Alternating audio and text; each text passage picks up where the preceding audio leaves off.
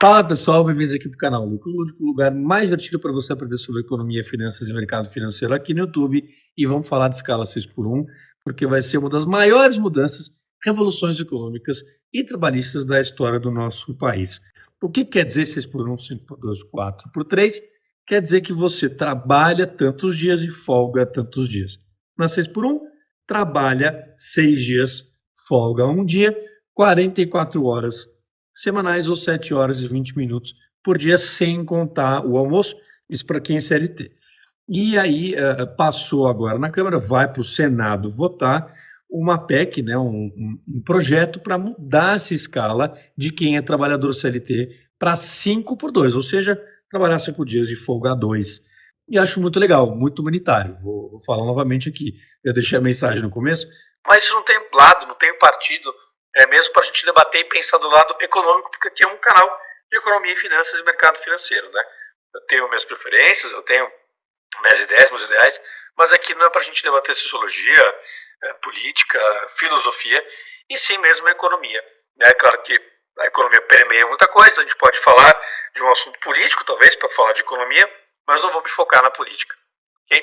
Então é agora trabalhar 5 dias por semana, folgar 2, e reduzir as horas também. Tá? Então não é que a pessoa vai ter que trabalhar mais nos 5 dias para compensar esse sexto dia que saiu fora, não. Também vamos reduzir a escala de trabalho por dia. Então, antes da gente comentar o que pode mudar, o que pode não mudar na economia, mercado financeiro, enfim, aqui do Brasil, vamos explicar um pouquinho como funcionou. Foi para a Câmara aprovou 460 votos a favor, então agora isso sobe para o Senado, e o plano está mais ou menos o seguinte: vamos reduzir de 44 horas semanais para 40 horas semanais. No primeiro momento, não pode haver reajuste de salário, ok? Vão se permitir que façam-se acordos de grupo, acordos coletivos nas empresas. Você vai ter um período de adaptação. Então, a partir da aprovação, em até 60 dias, a escala dos funcionários tem que ter uma redução de 2 horas por semana. Tá? Então, de 44 para 42. E aí, nos 12 meses subsequentes, essa empresa tem o período, é o tempo para que ela corte esse dia e faça toda a realocação da escala, de fato, para 5 por 2, 40 horas semanais. Por que isso está criando um baita reboliço? Porque a gente tem o lado humano, social, de uma ponta, e na outra o lado econômico, financeiro, e eles não conversam necessariamente, muitas das vezes, né? E aqui a gente vai pensar no ser humano. Esse cara precisa ter um dia a mais para descansar, para ter qualidade de vida, para cuidar da família, para levar o filho na escola, para levar o filho no médico. Se às vezes você depende do SUS, por exemplo, você precisa agendar isso com meses de antecedência, cuidar da casa, ter um pouco de lazer, ter um pouco de qualidade de vida. Mas, no outro lado, a gente está no Brasil. E é um país que não tem uma economia muito pujante, né? Tem poucas grandes empresas. Para vocês terem uma ideia, 97% das empresas que a gente tem no Brasil são classificadas como pequenas empresas, ou seja, empresas que não faturam mais do que 4,8 milhões no ano. A gente pode pensar em número também, se você for do comércio, a empresa for do setor de comércio e serviço, não pode ter 50 funcionários, é uma empresa pequenininha mesmo. Então, quase todas as empresas do Brasil estão nessa categoria. E para esse cara, essa escala vai fazer diferença, vai pesar no bolso desse empresário. E o empresário, empreendedor no Brasil, vocês sabem bem, é um cara que sofre muito. É uma competição ruim, pouco mercado, muito tributo que ele paga.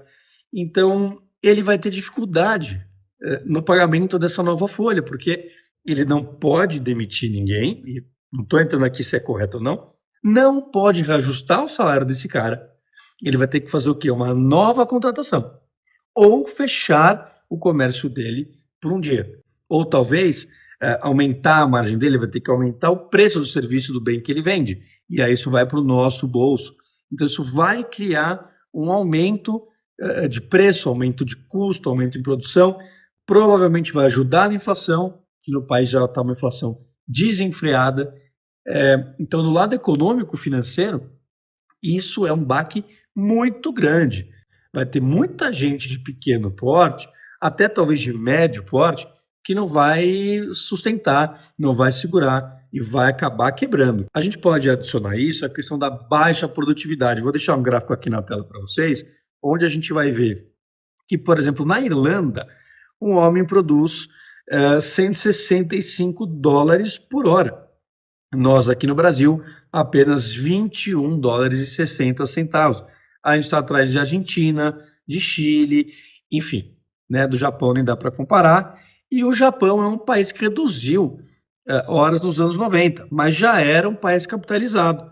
A gente não é um país capitalizado, a gente não distribui muita riqueza. Vamos falar aqui também, vamos deixar aqui um gráfico rápido, da riqueza per capita, né, do brasileiro. Então vocês estão vendo que a gente tem uma baixa produtividade. Podemos até falar que talvez o trabalhador seja caro, porque ele rende menos dólares por hora do que trabalhadores de outros países. Então isso vem colaborar para a tese de que tudo pode ficar mais caro. O serviço pode ficar mais caro, porque o cara vai produzir, vai continuar produzindo pouco e vai gastar mais para produzir isso.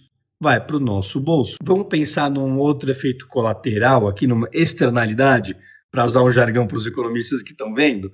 Externalidade é quando você toma uma decisão e não pensa nas consequências, nas ondas que isso pode criar, no efeito borboleta que isso pode criar.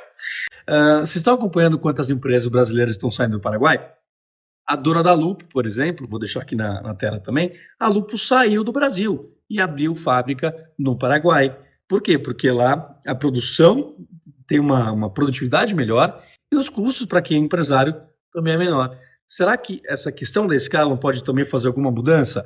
A gente talvez deixe o Paraguai mais forte e a gente vai ter fuga de dinheiro, fuga de empresas, fuga de cérebros daqui do Brasil para o Paraguai ou até para outros países, também deixando a gente com menos concorrência, produtos piores, produtos e serviços mais escassos e mais caros. O presidente da Via Alcumbre já falou que não vai carimbar, não vai canetar, ele vai fazer o rito normal. Então, vão se realizar audiências para ouvir especialistas na área, economistas, acho que de renome, pelo menos nacionalmente, para apresentar estudos, porque o que se tem na mídia é que as pessoas que criaram essa PEC, criaram esse projeto, não fizeram estudos econômicos, pensaram apenas na parte social, a parte de bem-estar.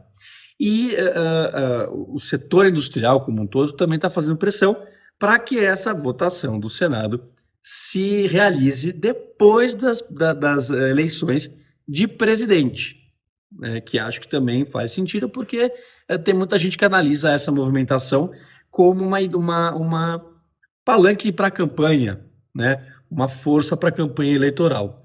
Então também a gente tem alguns episódios, alguns capítulos aí até que isso seja sancionado. Então a gente queria saber o que você acha, deixa aqui nos comentários, faz o vídeo com a gente, curte, compartilha, comenta, porque a opinião de todos nós aqui é importante, né? Eu tenho a minha, eu penso muito no lado humano, eu só sou um veículo aqui de passar um pouco de conhecimento, um pouco de impressão, um pouco de sugestão de quem é economista, de mercado financeiro, enfim, mas a verdade é que é um assunto delicado. É um assunto delicado. Mas quero saber de vocês. E a novidade, né? A gente está lançando a nossa casa de análise, o nosso research. Vou deixar o link aqui na descrição. Faz esse vídeo aqui conosco, então. Curte, compartilha, comenta e até o próximo.